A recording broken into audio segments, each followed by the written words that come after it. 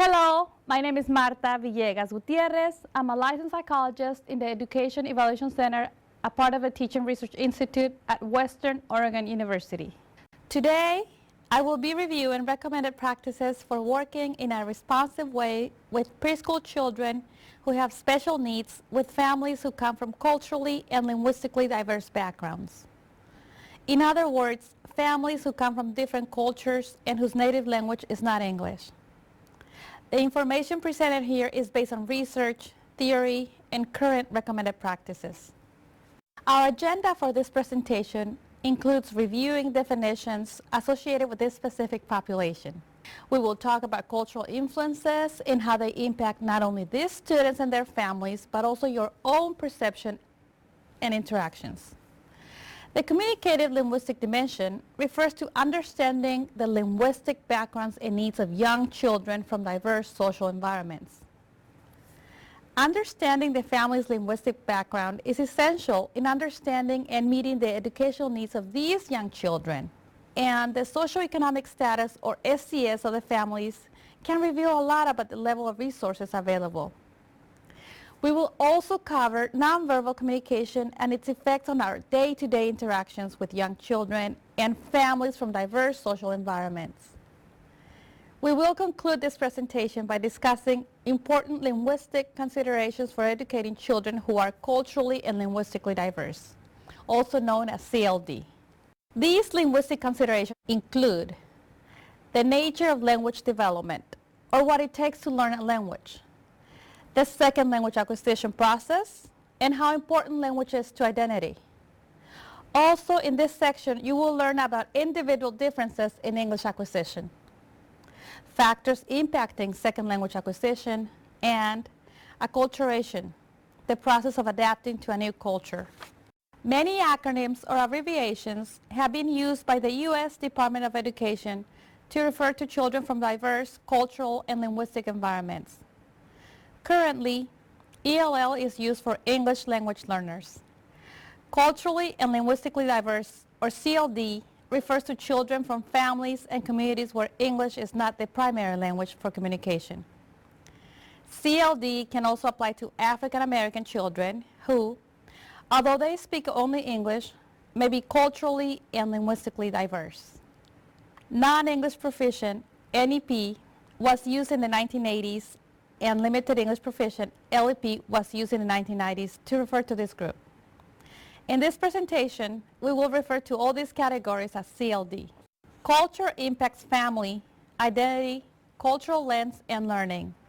Our first step in addressing the linguistic needs of CLD children is to focus on culture and how it operates.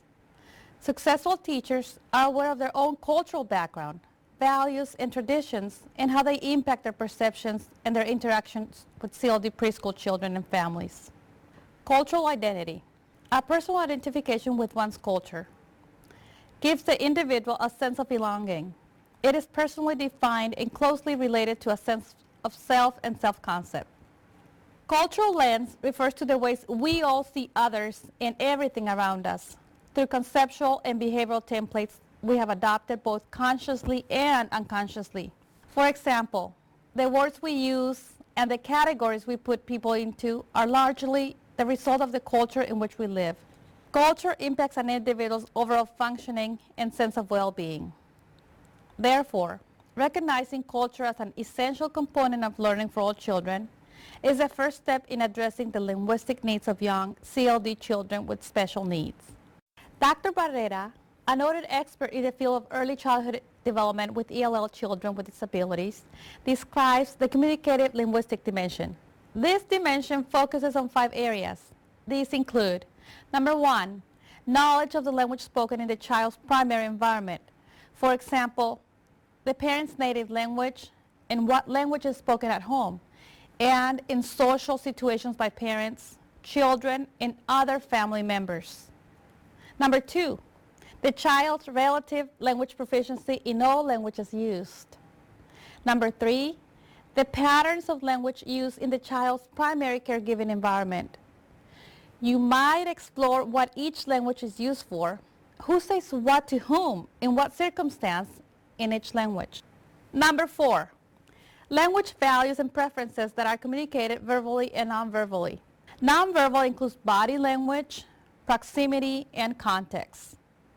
And number 5, the value placed on monolingualism, speaking one language, and bilingualism, speaking 2 languages. For example, does the family speak a language that is highly valued by those who do not speak the language? Is bilingualism seen as an asset or a risk? The family's socioeconomic status is important for both education and intervention purposes. This is true because it reflects directly on their access to resources that promote and support healthy development for their children. It is essential to understand that a young CLD child's knowledge and learning is based on the language spoken at home, and that the home language and culture communicate traditions, values, and attitudes. Therefore, as professionals, we need to encourage parents to use and develop a home language that enhances their child's learning and development.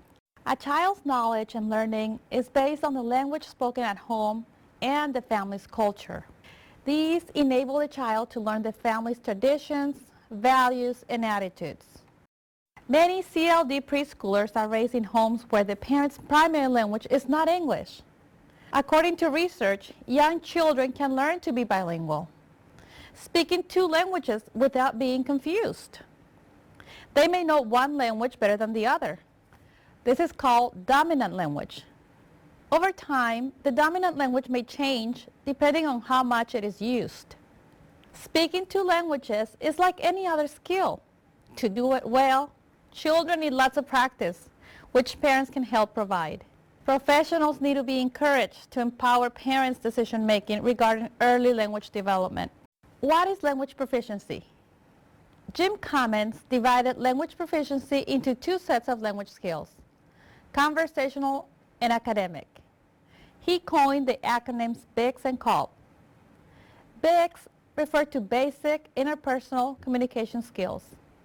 Some examples include playground conversations between children, informal verbal interactions with a parent, friend, or a neighbor.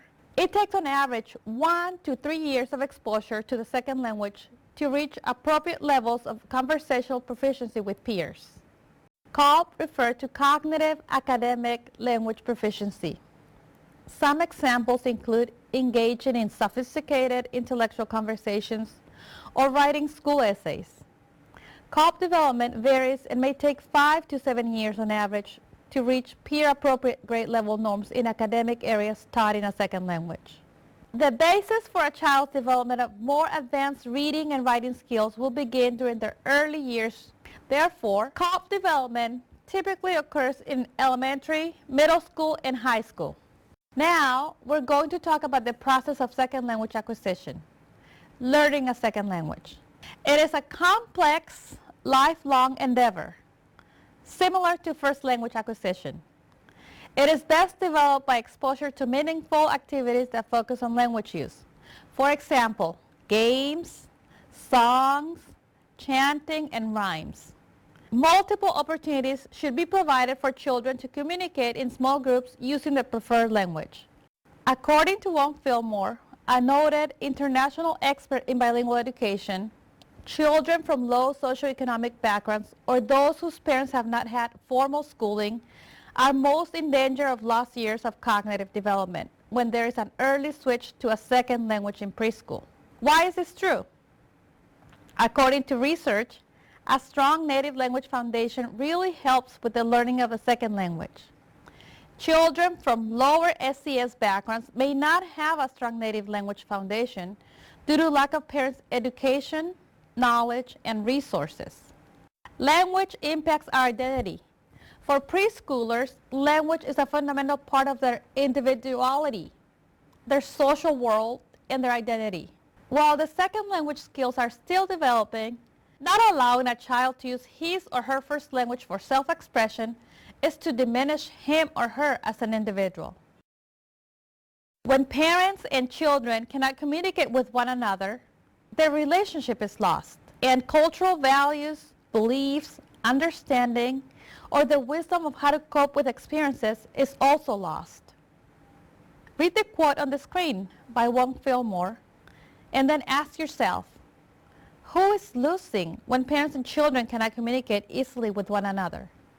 Now, we are going to switch gears and talk about individual differences in English language development. Upon exposure to a second language, individuals typically go through a silent period, which may last 6 months or more. Others maybe observe code switching or code mixing. Code switching is changing between 2 or more languages or language varieties in a single conversation. A good example is my youngest daughter's code switching at age 2. Me voy a poner my shoes, which in English means I'm going to put on my shoes. Or my 2-year-old niece saying drinkale instead of tomale, which in Spanish means drink. Code switching or code mixing are now proven by research to be a sophisticated skill in bilingual individuals. Children learning English may exhibit some conversational skills, but not truly be proficient.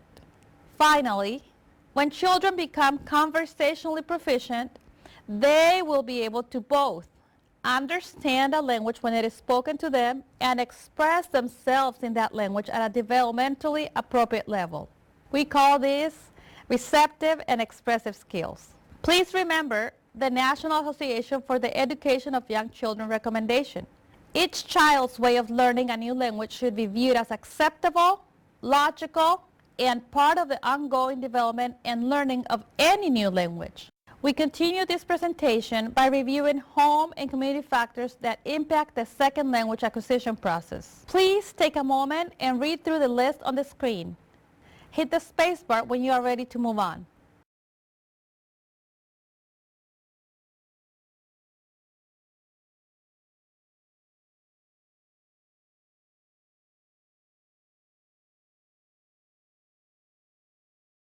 Acculturation refers to the process of adapting to a new cultural environment without abandoning native cultural values. It influences family and social interactions as well as cognition, emotion and behavior, perceptions, ideologies, beliefs, values, language use, and other aspects of human behavior and functioning.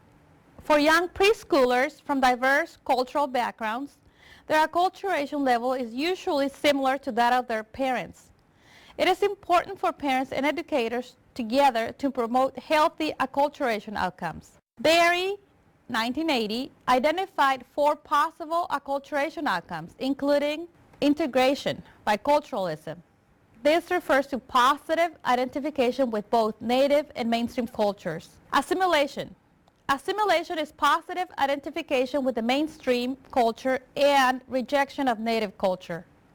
Rejection refers to identifying with the native culture and rejecting the mainstream culture. And deculturation or rejection of both cultures.